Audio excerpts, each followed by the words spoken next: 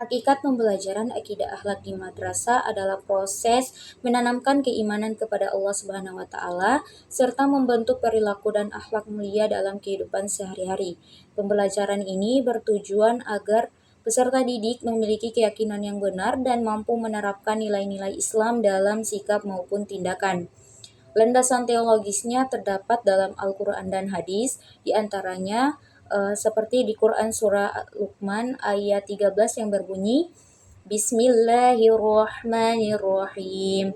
Wa iz qala Luqmanu li banihi wa huwa ya'idhuhu ya bunayya la tusyrik billah innasyirka la zulmun 'adzim. Artinya, wahai anakku, janganlah engkau mempersekutukan Allah. Sesungguhnya syirik adalah kezaliman yang besar. Di Quran surah Al-Ahzab ayat 21 berbunyi, Bismillahirrahmanirrahim. Laqad kana lakum fi Rasulillahi uswatun hasanah.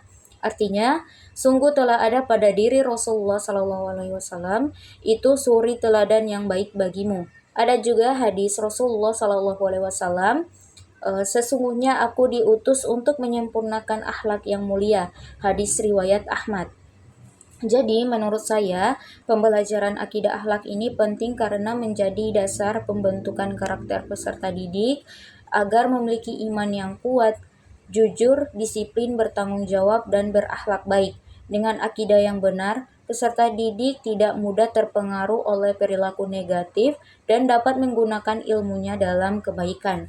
Yang kedua, perbedaan KI atau KD dengan CP dan ATP terletak pada fokusnya pembelajaran KI atau KD. Pada kurikulum lama berisi kompetensi inti dan kompetensi dasar yang harus dicapai setiap materi. Sedangkan pada kurikulum merdeka digunakan capaian pembelajaran ATP atau alur tujuan pembelajaran yang lebih fleksibel, serta berfokus pada hasil belajar dan pemahaman mendalam peserta didik.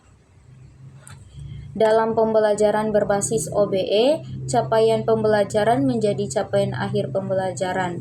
TP, tujuan pembelajaran merupakan tujuan yang lebih spesifik, dan ATP adalah susunan tujuan pembelajaran secara runtut untuk mencapai CP. Jadi, CP menjadi acuan, tapi menjadi target, dan ATP menjadi alur pembelajaran. Yang ketiga, karakteristik peserta didik madrasah yang perlu diperhatikan dalam pembelajaran akidah akhlak meliputi aspek psikologis, sosial, dan religius. Yang pertama, psikologis. Peserta didik memiliki emosi yang masih berkembang, rasa ingin tahu lebih tinggi dan membutuhkan perhatian serta motivasi guru. Yang kedua, sosial. Mudah dipengaruhi lingkungan dan teman sebaya. Yang ketiga, religius. Pemahaman agama mereka itu masih berbeda-beda.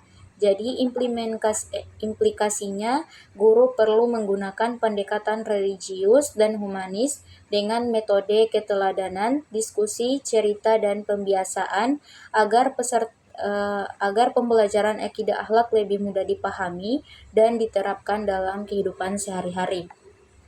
Nomor 4, internalisasi nilai iman dan akhlak penting di era digital agar peserta didik dapat menggunakan media sosial dengan bijak dan terhindar dari pengaruh negatif.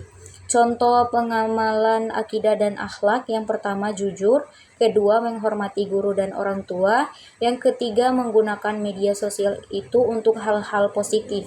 Kemudian contoh penyimpangan moral seperti bullying, menyebarkan hoaks, serta berkata kasar di media sosial. Karena itu, akidah akhlak ini penting karena untuk membentuk karakter peserta didik atau remaja yang beriman dan berakhlak baik. Yang kelima, ada model PBI atau Problem Based Learning. Dalam akidah akhlak dilakukan dengan memberi masalah nyata seperti bullying atau hoaks di media sosial. Lalu siswa mencari solusi berdasarkan nilai Islam. Kemudian sedangkan PJBL ini atau Project Based Learning ini dilakukan melalui proyek, misalnya membuat poster atau video kampanye yang berjudul Bijak Bermedia Sosial. Nah, jadi model ini membuat pembelajaran lebih efektif, kontekstual, dan membantu siswa menerapkan nilai akhlak dalam kehidupan sehari-hari.